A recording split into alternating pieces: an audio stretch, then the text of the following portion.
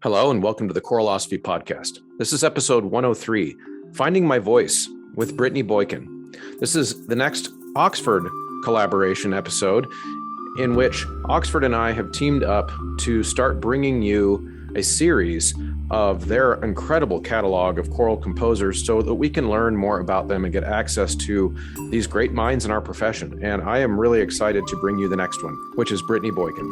In the next edition, I had an open and refreshing conversation with her about her journey through the choral world as a conductor, a teacher, and then a composer, navigating life in the choral world as a Black woman and the sea change that was 2020.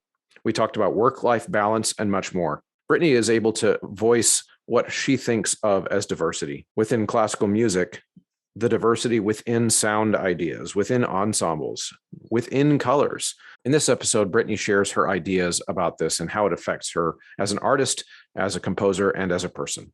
The Choralosophy Podcast gets a major kick in the pants every month from the folks over at Patreon. You too could kick me in the pants by signing up for the Patreon at $3 a month or more if you appreciate the content. In fact, heck, if the whole audience were to sign up at $3 a month to this show and support the show on Patreon, I could do this show full time. Like, that would be incredible. So if you appreciate this content, sign up there for as little as a cup of coffee. You can show your support and appreciation there, plus all kinds of free goodies over at patreon.com/choralosophy. Producers over there are Brannigan Lawrence, Vasquez Academy of Music, John Warner, Ulrike E. Grain Munoz Alarcon, Angie Schilling, Chandler Smith, David Kowalczyk, James Mock, Jeff Wall, Kyle Peterson, Michael Herron, Nathan Hines, Ryan Main, and Steve and Kathy Kakachik.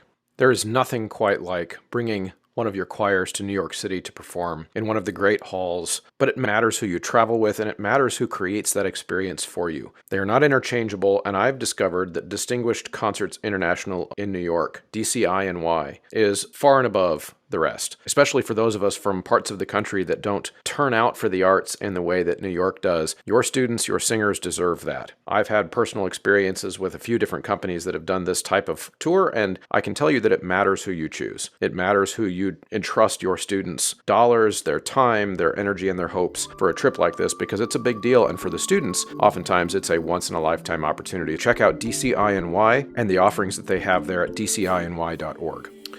All right, everyone, I am here with Britney Boykin on the next Oxford series conversation, and I'm really excited to get to know Britney, have her talk to you about what it's like to be her. This is what it's all about, getting to know you, Britney, so welcome to the show. Thank you so much for having me. So first, before we get too far into talking about music nerdy things, why don't you just tell everyone who you are and what is your background that led to you to being a choral composer with fancy titles from Oxford? Yeah, so started music very early on, probably around the age of 7. My parents put me in piano lessons. And then fast forward, I did my undergraduate degree in piano performance at Spelman College, which is here in Atlanta, Georgia. And Spelman is a HBCU for Black women. It's one of 2. Did my undergraduate there and then went and did my master's at Westminster Choir College. It's kind of based in Princeton, but now it's going through transition. So now It's kind of with Rider University. But yes, Westminster Choir College, I did my master's and then did my PhD in music education at Georgia State, which is here back in Atlanta. That's great. And so now I'm just teaching. I teach at Georgia Tech. So I've been teaching, but I've been part-time adjunct here in Atlanta for a while now, but I'm based mostly at Georgia Tech and kind of doing freelance work. I'm a church musician as well. So yeah, it's been a very interesting ride, but yeah, that's what I do now. That's awesome. So when you're wearing your teacher hat, what types of course load do you work with? Yeah, so they have us on what they call a 2-3. So for the fall semester, I have 2 classes, and then in the spring, I have 3. So the choirs count as classes. So in the fall, I have 2 choirs, and then in the spring, I have my 2 choirs and a lecture course. So this coming year, I'll be teaching, I think, one of the theory sections. I think it's like Fundamentals 2. But this past spring, I was teaching a special topics course, and I focused on Black women composers. Awesome. That's awesome. So when did the compositional side of your career kind of creep in to the choir director, singer, I'm assuming, that part of your identity as a musician. When did the being a composer come in? Yeah, so I think it's always interesting when I think about it, because I think I've been writing songs and all that stuff probably from like a very early age. Like in high school, I was writing like pop songs and everything like that. But formally, I wasn't studying composition. Well, I've actually never studied composition. I will say I took an introduction to composition class one semester when I was at Spelman. So yeah, probably my sophomore year. And that was like the introduction that I had to writing for treble voices and writing, because the choir is mostly women or all women at that time. So I dabbled with it there, but it was kind of like a hobby. So I was like, oh, I'm interested in it. And I love writing choral music. I love writing instrumental music. I think I wrote a few pieces for like piano and clarinet, piano and violin, but it was definitely more of a hobby than anything else. Mm-hmm. I didn't take it seriously probably until I was at Westminster and I entered into a few competitions. I think I received one prize before I graduated, but again, it was just very much a hobby because I had a lot of peers at that time who were men who were getting picked up by publishers and who were having particular opportunities. And I felt like I was trying to do the same thing, but I wasn't having as much success. And so it just felt like, okay, well, maybe you should just treat this like a hobby because it doesn't seem like the publishers are as interested in you. So maybe not take it as seriously. So I just kind of kept writing on my own. And then I created my own publishing company because there was a moment where people were like, hey, we really want to sing your stuff. We want to purchase it. And I just didn't have any way of doing that aside from creating my own publishing company. And so I think I started that in 2015, 2016. And since then, I've just been kind of like creating and publishing my music through that. But yeah, and then that kind of went for a few years, and maybe 2020. I think 2020 was the year that I was like, girl, I think you're a composer. Mm-hmm. Like being at home, the pandemic, Black Lives Matter. I feel like a lot of people have this kind of renewed excitement about Black artists and Black composers. And so I felt like I was kind of thrust into this world in 2020. And I was like, okay, I think now we can call ourselves a composer. That's awesome. That's awesome. So, and I'm interested in that too, because I think that you mentioned in 2020, there was, I'll call it like a cultural zeitgeist moment where all of the sudden, some of the same maybe dismissals that you would have experienced back in 2013, 14, whatever it was, before you created your own publishing route, suddenly are people seeking you out for those types of things. What is that like? Oh my gosh. It was overwhelming because it just felt like it happened overnight. And it felt like emails, phone calls, text messages. I was like, what is happening? So it was a little overwhelming. We've kind of been able to manage it since then, but it just seemed like it just happened all of a sudden. Yeah. Now, what I'm curious about, this is something I've talked to several folks about this very topic, actually, where for some people that I've spoken with, that 2020 zeitgeist was kind of a mixed bag. In that, yes, it's overwhelming, but also it's like, why are you calling? Exactly. Yeah, I've heard that. For what too. reason are you calling? Exactly. Did you feel that, or did you feel like it was just exciting to get to make the music? I think it was exciting for me, and I know everyone's journey is different. It was exciting for me because I felt like I was very passionate about storytelling and about some of those projects and commissions that came out of that year. I just felt called, whether it was like activism, social justice. I felt like, okay, if this is, a different part of my journey as a composer to create art and to tell stories and to tell the stories of my community, I'm all about it. And so I had a very different way of thinking, but it was heavy lifting as far as the emotional work that went behind the creativity, but I'm still very passionate, and I'm grateful that it happened the way that it did. Yeah, that's awesome. So kind of staying in that same, I guess, vein of the topic and the conversation for a second, I'm interested in going back to a little bit of your experience at Spelman, Mhm. because I'm wondering if you could explain to us Okay. what is it like to go to an HBCU that's for women? Because Yeah. just that would be a small segment of the population that would understand that. Yeah, so it's interesting because I actually did not want to go at first. It was a Okay. more of like my parents were like, "You're going here," because they just knew that Spelman was going to be the right place for me. So it was kind of like that, and then they offered me some scholarship money. So my parents were like, "Oh yeah, you're going."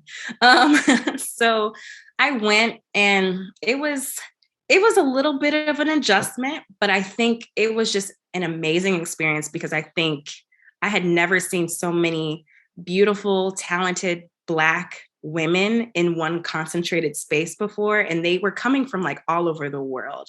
And so it was just, it was unbelievable. I mean, because it was like everyone's smart, everyone's passionate, everyone's driven. And I think Spelman was just a great place if you were maybe unsure about what you wanted to do in life or who you were as a person or as a woman. They really created this safe space to really embolden you and to encourage you like, hey, you are brilliant, you're smart. When you leave this place, you will feel like you can take on the world. And that's essentially like how I felt leaving. I felt like once I left those gates, I was like, oh, I can do anything. Yeah. And so it's a very, very unique place, but it's very, very special. So I wonder if you've ever thought of it this way of where, and I'm sure you have, because you go from um, being essentially in the broader American context a minority to Yeah. going to Spelman where you are in a The majority, majority. Yeah. right? Yeah. And then of course back out into the real world, so to speak. Yeah. What types of lessons were you able to pull from having those two different experiences, just in not even necessarily about music, but just about life? I think you're exactly right. I mean, I think going maybe before I even ended up at Spelman, you feel like you're kind of in the background or in the back seat. You're just kind of going through high school. Maybe you're not seen as much, and then all of a sudden immersed into this culture where everyone sees you, and then you're like, okay, so it's not about my skin color or my gender. It's really just it's more so about what what am I going to be able to bring to the table? What am I passionate about? What do I love? What are my dislikes? And it's about who I am as a person.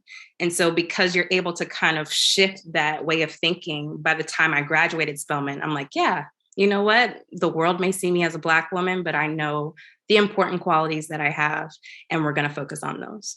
Yeah.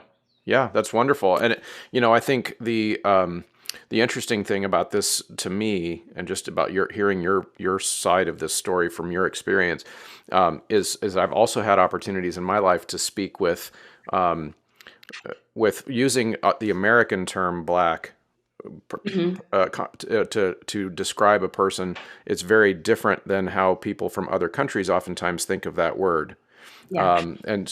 Because we have our own, American version of what that means, and part of it is just because of the minority versus majority. If like we've had to come up with a word, Right. whereas if you live, Figure if out where the box is. right, Yeah. whereas Mhm. if you're, from a large portion of the African continent, you don't really think of yourself as black. You think of, I'm Nigerian, or Yeah. I'm from the Congo, or, and there are so many different cultures within the continent of Africa. They all might look the same to us, but in their minds, they are very different from each other, speak different languages, all that kind of stuff. And so sometimes I wonder, in the American context, when and if we're just going to get better at that, like better at thinking of ourselves as more than just The constructs. a word. Yeah. Yeah. Mhm. you Yeah, know? I hope so. I mean, I know, 2020 to now, it has maybe changed a lot of ways of thinking. Do I feel like it has fixed things? No, but I want to believe that we are on the right track and that Yeah. we're headed in the right direction. I think it's at least opened up some conversations since 2020 Yeah, absolutely. that just weren't happening before. Yeah. And it was interesting because during that time, and a lot of people were like reaching out and asking, like, is it okay if I perform your music? And I was like, what? So it was definitely an opportunity to have more conversation. And I appreciated a lot of those conversations because there was an awareness and a sensitivity that I felt like I don't know if I had experienced before, but I was like, hey, no, it's definitely okay. Like, and this is why. So I really appreciated, I had a lot of email conversations like that. And it was very interesting. What is so I have my theories. I'd like to talk more about that because that's a really interesting thought. So why do you think you were getting emails that were based around, is it okay if I, and I'm assuming a white person, Correct. is it okay if I perform your music? Where do you think that idea came from them, do you think? I think it stems from a lot of fear and anxiety when it comes to Black composers and spirituals. Mhm. And I think sometimes it gets misconstrued because people automatically assume if it's a Black composer, then it must have some spiritual like connection, or it is a spiritual, and maybe they don't really know. Like, no, there are Black composers that actually write a lot of other music or non-idiomatic music, and so it's kind of breaking that kind of I guess misconception or assumption that, yeah, like, no, it's okay. It's maybe something completely different. Or there were times, I guess, about art songs. So a lot of the art songs that I compose are written by Black women. And Mhm. so the poetry may talk about being Black. And so it may use terms like Mhm. ebon or ebony. And so a lot of questions were about that. Like, is it okay if I still sing this? And I'm like, yes, and this is why. Like, I think at the end of the day, I told them, as long as you are respectful or just being mindful in the way that you are doing about the art form, it's definitely okay. It's not just supposed to be performed by Black artists or brown artists. Like, music is supposed to be performed by everyone. But I definitely think it's nice when, you're able to talk about it, or you're able to include program notes, or put it in a lecture recital. Like, there are ways to do it so it doesn't seem like you're just trying to portray something that you feel like is not authentic to who you are. Yeah, yeah, that's really well said and well put. And I'm going to throw out a possibility for you to kind of reflect on too. Just I want to see Yeah. what you think about this. That one of the things that, in the way you just explained it, I think is exactly right. Which is that yes, of course, art is for sharing. Art is for telling stories. Art is for telling stories so that everyone can start to ultimately build empathy with everyone. In other words, I want to know, I can't really ever know what it's like to walk in your shoes in your life, but I can try. And I can Right. try. That's what empathy is. Like, I can't get all the way to knowing, but Right. I can at least try to get part of the way there. And one of the ways that we do that is through art sharing. Mhm. But one of the things that has happened, and I think it was happening prior to 2020 as well, is that those of us low melanin people, we're being told for quite a while, especially by angry activists on the internet, that Mm, we really need to be careful doing music that is written by and for Black and brown people. yeah. We should be really careful, and if we step wrong, we could get to.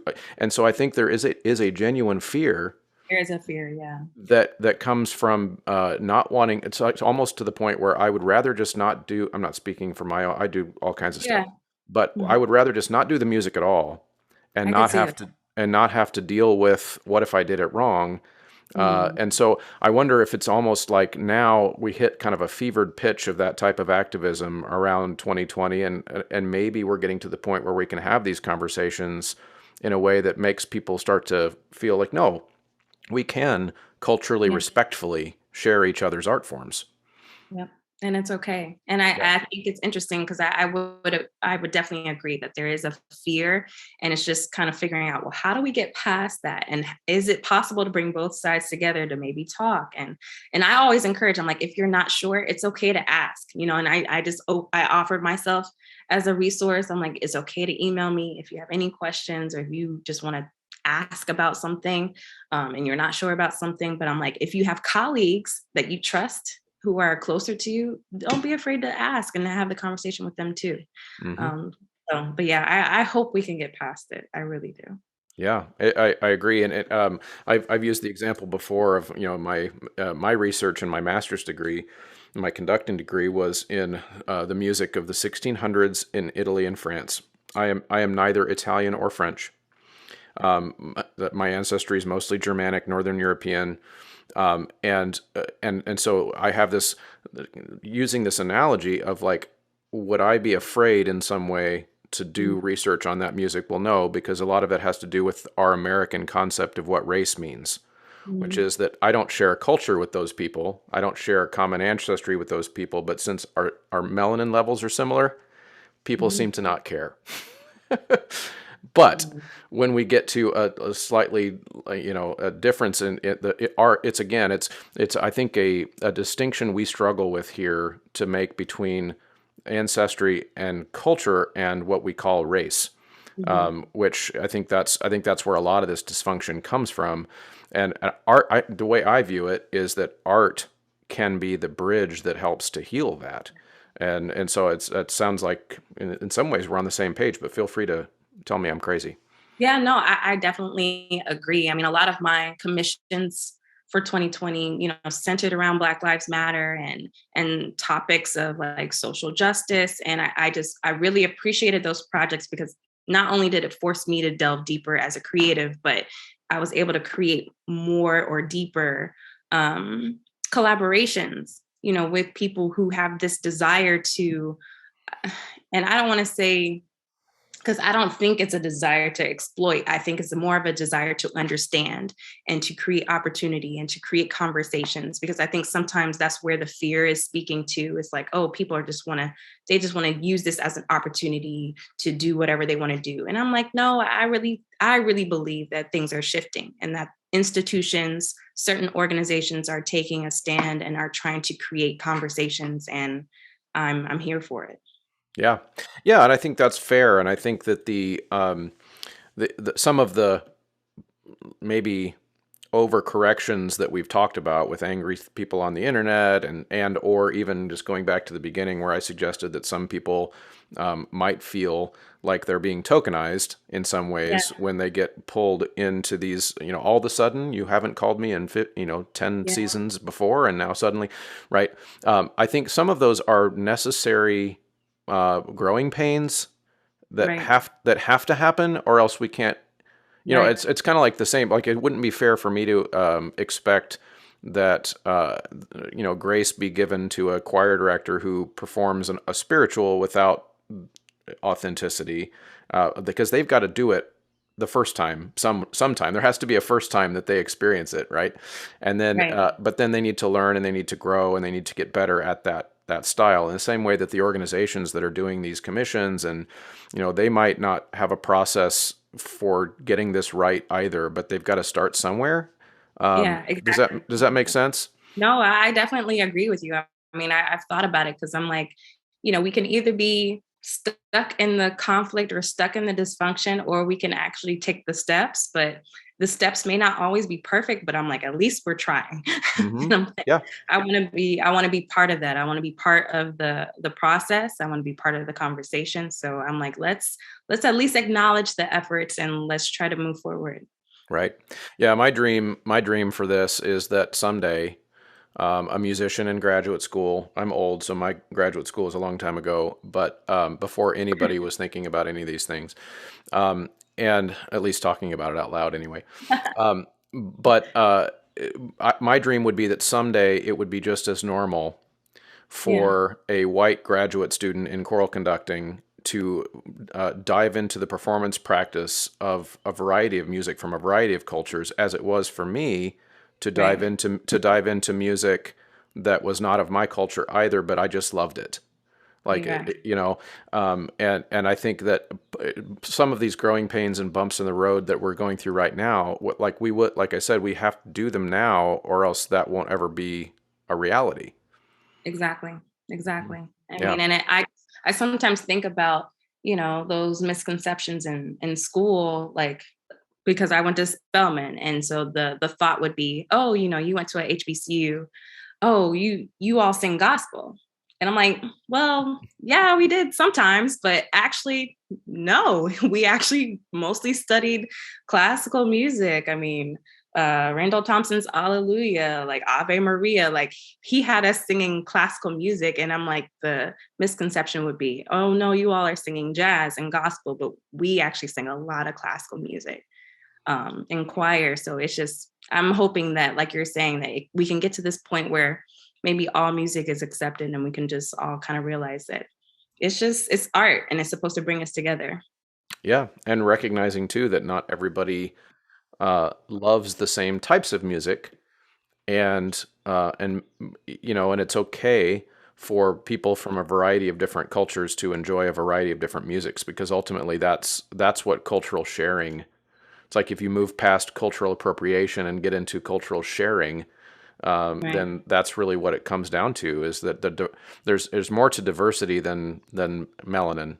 Yeah. There's diversity within skin colors, as I've hinted at before, that has to be Mhm. kind of on the table for us to discuss as musicians and artists, I think. And I'm so glad you said that too, because when I think about diversity, especially within like the choral or classical music world, I'm like, there's definitely diversity within sound and within ensembles and within colors. And I'm just like, sometimes I feel like certain standards or organizations have an expectation of what maybe music should sound like. And I think I'm hopeful that we can kind of ease that a little bit, because if music is really supposed to bring us together, then that means that all kinds of music, all types of sounds, all types of choral singing should be able to bring us together as well, and not just a certain standard. Hmm. Absolutely. Yeah, I'm just gonna tell a personal story from last night. Actually, I had my kids at my high school. My day job is teaching at a relatively large suburban high school program, Mhm. and it's a pretty diverse program in terms of melanin. Right. But meaning it's a mostly white suburb, but it's probably about 30% not white. Okay. So similar to the overall composition of the country. And I just give that as background. But I had a group of boys it's like a pop variety show thing that we did last night, and so the kids chose all their own music and they did all their own choreography, and I was just, yeah, it was great. It's a fundraiser that we do, and I had this group of four boys choose to do a barbershop quartet arrangement of Freddie Mercury's "Crazy Little Thing Called Love." Hmm. Okay, it was hilarious and awesome, and they did it all by themselves. And this quartet was one black boy, one mixed biracial boy. Don't forget, this show has a ton of promo codes that get you discounts when you get awesome choir stuff for your classroom, for your choir program. SightReadingFactory.com. Those memberships are, you can't go without those. You get 10% off when you enter Choralosophy at checkout at Sight Reading Factory. Also, mymusicfolders.com. They have top of the line choir folders. They also have choir robes at choirrobes.com, as well as singers' masks, the resonance masks, as well as a variety of other types of masks and COVID sanitation gear for your choir. It's just a great website for you to check out. Choralosophy at checkout gets a discount there as well. One Honduran student Okay. and a white guy, and Okay. they chose to name their barbershop quartet Diversity. And I love it. and of course, singing music that is not from any of their cultural backgrounds, right? Yeah, yeah. And had a blast with it, and brought the house down. And it's just Oh like my it was God. so great. And I just remember thinking, like, because I'm a nerd, and I on the side I do this podcast and I talk about these nerdy things with people. The whole time I'm watching it, I'm thinking, like, this is what art is. Yeah, that's It's what it like is. they are not in any boxes right now. They are not like representing a group. They are just four friends doing music together, performing, and Because isn't they that love it. because they love it, Yeah. and they don't need to justify it. Mhm. you know, Yeah. That so is I think that's awesome. beautiful. I think it's beautiful. Let's shift gears just a little bit, because I think now we can kind of get into, now we're getting to know each other. So so I'm interested in with all the things that you do, all wearing the hats, the composer, the teacher, conductor. Do you do much singing still? So no, I don't consider myself a singer. I know people Oh, always okay. ask, that, no. I love to sing, but it would just be like at church or privately. But no, I don't. I'm not Got a it. singer. So you're not the one who's going to be up on in the front doing a solo, or Probably not. probably No. not. Okay. So as you wear those different hats, what have you learned over the last few years, especially maybe since 2020, since you've been more in demand and busier, I'm assuming, Yes. just of how you keep it all together and keep yourself grounded and you. What are the things that you think about around that topic? So I've realized, kudos to my mom, because I feel like my mom would love to hear that I'm more organized now. So yes, organization is key. My Google Calendar is like my best friend. So I have everything laid out, and then I also end up scheduling days just for myself. So those are the days that I don't work at all. I don't check my email. Those are kind of like my weekends. But it's really important for me to have that time scheduled in and to honor it. So once those days are like kind of blocked off, I don't do anything else on those days. But yeah, prioritizing just time for myself, time either just to do nothing and watch really trashy TV, Atlanta Housewives, whatever, like whatever I want to do, or just to travel. I love going to the beach. So it's just really important for me to honor that time whenever I schedule it. So that's how I'm able to keep things balanced. Otherwise, I realized there was a time I was working 7 days a week.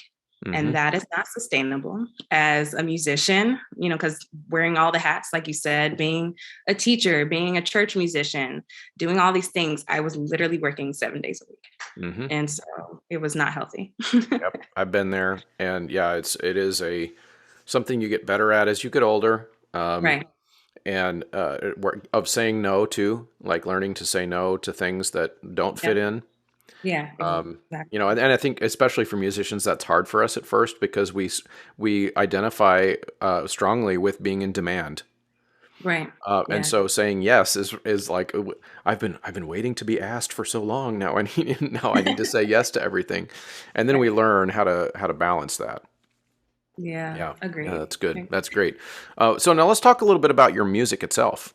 Okay. Let's get into that. So starting out, of course, I'm collaborating, getting the word out about this with Oxford. So let's start there. You're relatively recently published with Oxford. Is that true? Yes, that is very true. Yep, music of life, treble voices, with piano, but yeah, relatively new. Tell us about that piece. What inspired it? Where does it come from?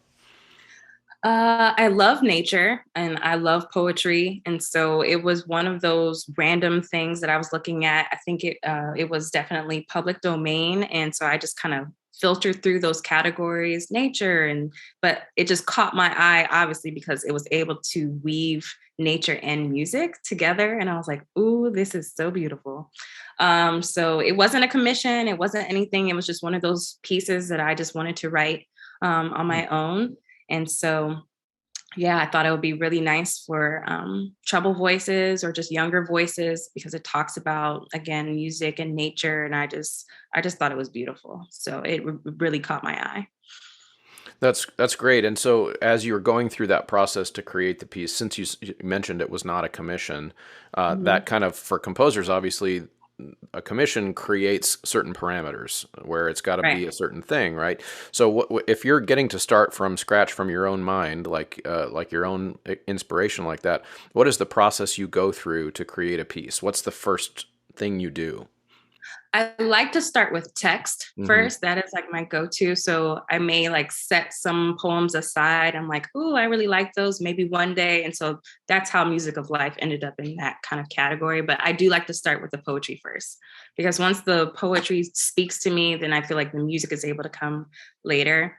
But yeah, I love starting with the text first. And then, yeah, once I have a musical idea, it may take a while, but when you, like you said, when I don't have the parameters or like the anxiety of a commission, I can just kind of breathe and take my time. And so I'm not sure what the timeline was for Music of Life, but maybe over the course of like a month, whether I found the poetry and then like sat with it for a little while, and then maybe a month or a month and a half had music to go with it. but it was just nice to kind of have that freedom. And so I Mm-hmm. feel like, yeah, it's just always nice to kind of be able to want to write just because you want to write and you don't have, rules. But commissions are also nice too. Yeah, of course. Do you have a preference? Do you have a preference of how to work? Do you prefer to start from your own idea? Um, I wish I could answer that question. I just feel like because I've been doing commissions for so long, I'm not quite sure. Okay, And that's fair. I'm trying to get back to that steadily. So I'm trying to focus more on work or music that I want to write. So I am trying to scale down just a little bit. Uh-huh. But yeah, but it has been nice. I will say it's nice when the commission comes with an idea or with a text already chosen, or maybe they want to dedicate it to someone. I work really well off of just really good ideas or things I feel like I can attach myself to. So if there's something really meaningful behind the commission, that always helps. That's So awesome. yes, that's Now, been a very important part of the process. okay, that's great. So, what about the music aspect of it? What's the first thing that comes to you? Are you like a hum the melody line in your head kind of composer? Like, does that come to you first, or is it something else? So I've been a combination of both. Either the text will come first, or I will be one of those like weird people in the grocery store humming into my voice memos. So it Oh, just, okay. it just depends. There is a piece like Consolamini, John 3:16, all of those, like the melodies came first. But it's been a combination of both. That's awesome. But yeah, I That's have awesome. like hundreds and hundreds of voice memos of musical ideas, but yeah, most of them have happened in Trader Joe's. That's where you end up for your inspiration. That's fair. That's fair. Apparently. So okay, so you've got music for life, or of life, or for life. Music of life. Music of life, with Oxford. Where else? You have your own publishing company. Where do I people find do. that? Yep. Clavia Press, KLAVIA Press.com. I have a few scores there. I am also published newly with Graphite Publishing, Yep. and that's Jocelyn Hagen's company. So I have a few pieces with them as well. Yes, and listeners have a discount code for the show for your graphite stuff, so they can go Fun. enter Yes, please Choralosophy go. at checkout. Yes, and Yes. they can get a discount.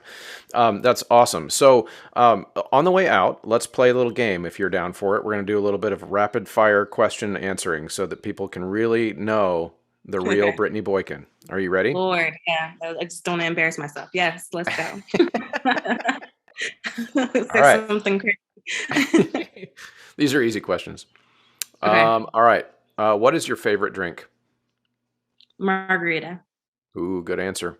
I didn't even say that it had to be alcohol. It could have been coffee. But I like this. This is off to a Lord. good start. We just got back from Mexico, so I'm on margaritas right now. Oh, that's so awesome. That's awesome. When are you the most productive? Like what time of day? Late morning. Okay. That's good. That's about me too. That's about me. Yeah, late morning. Who is your inspiration and why? My first piano teacher, her name is Alma Sanford. She taught me when I was like, about 10. And I'm a musician. I am who I am because of that woman today. Beautiful. Yeah. Summer or winter? Winter. Okay. Despite the Mexico trip where they don't have winter.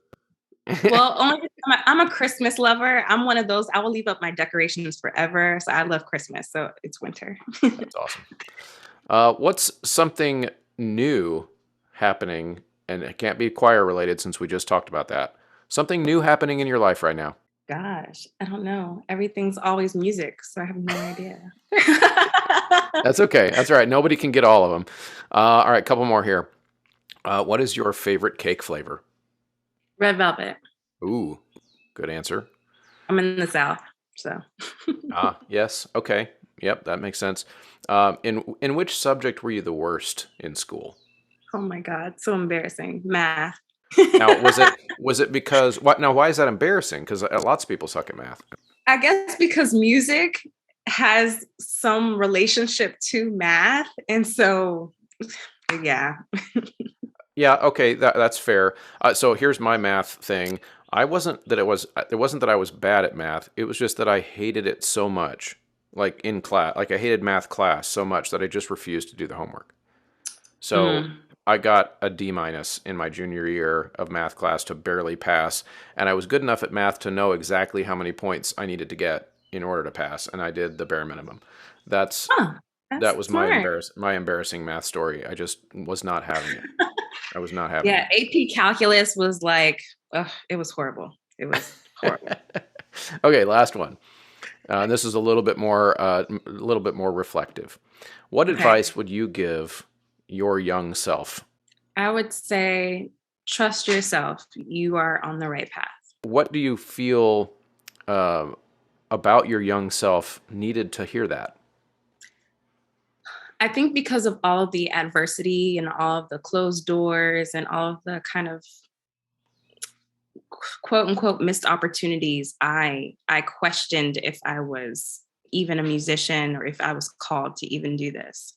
And so it was very hard to kind of fight through that. But Mhm. for whatever reason, I kept finding myself back at the piano or back on a podium or back writing. So I would say that just to give some encouragement because it was hard. Yeah. Am I doing this right? Am I on the right path? Uh-huh. Yep. And as young people, oftentimes we haven't had enough successes yet to believe anything good, Hmm. that we're capable of, and that's a hard hump to get over. That's tough. Yeah. Okay, so this is great, Brittany. This has been a lot of fun chatting with you and Oh, getting to know thank you. you. I appreciate Same. your time, and I think people are going to really enjoy your point of view on a lot of things. So, on the way out, Mhm. anything that you were hoping to be able to communicate that I didn't let you communicate? Just some like shameless plugs. Please. I will say for graphite, there are some relatively new pieces that people have not really heard or seen. So if you are looking for SATB, a few of those were ACDA commissions, and so they are new. So if you are looking for pieces, yes, definitely check them out. Um, and yeah, that's basically it. That's awesome. That's awesome. Well, thank you so much. And I will also put in the show notes links to all of your things. Okay. So, and we'll be in touch about kind of creating that page so that we make sure we don't leave anything out. Okay. Sounds good. Okay. Thank you so much. Awesome. This has been yeah. Thank you. Thank you, as always, for sticking around to the end of this episode. I hope you enjoyed getting to know Brittany. I sure did. And I've already ordered one of her pieces. I went to the catalog and started looking, and I was just super excited with what I heard. Make sure you check out her Clavia Press, Graphite Publishing. Don't forget to use your 10% discount code there as well when you buy some of her music. And then, of course, her Oxford publications. And I imagine there are going to be more to come from her because it's wonderful stuff. So thanks for listening. And of course, on the way out, don't forget to like, share, subscribe, head over to the Patreon and subscribe. There's all kinds of things you can do to keep this content coming. Thank you all so much. We'll see you next time.